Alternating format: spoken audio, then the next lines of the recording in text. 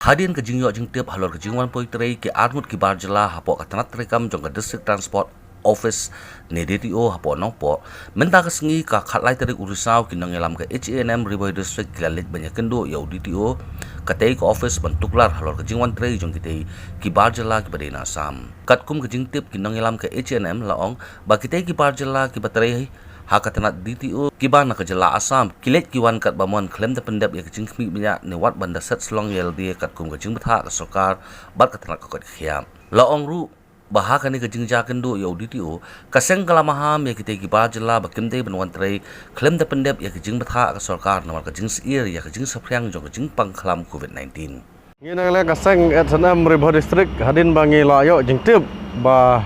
kidon arngut kini ki non tribal kiba syatre kam dolal hane hapo DTO de baro siketa ki kam sam lawan hane kena kesengi ngiyok jingtip bagi wan sane hapo DTO kimut masdang lo ya kata kam dolal ka jongki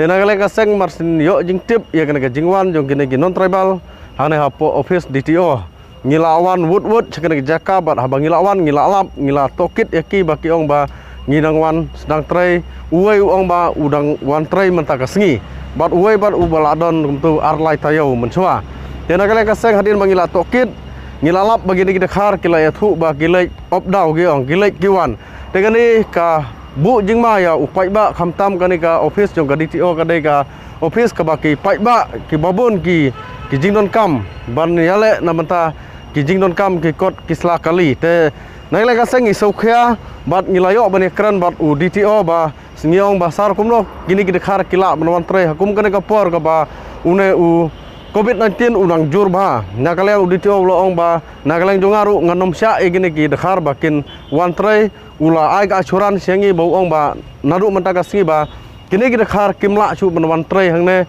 na hadin nakalian kaseng ngila ya kran ba DTO hoj nginom khang ya kata jing wan tray ka jongki namar ba makiru ki ba tray hi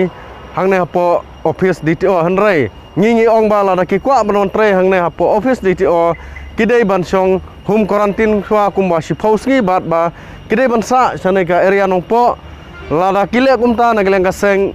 ngisa eki bantre hendai lada ki ong hi banwan opdau nageleng kaseng dalele ru nginom sya eki bakin bantre hagane ka office jong DTO namar gane hi ka wanbu ya ka jingma ka bakrau na banta upai ba uparado parasnam jongi uba side don kam hane office jong ka DTO dengan hi kadai ga message sagine ki non tribal kini arngut banadu menta ka sengi ba kinom dei su banwan trai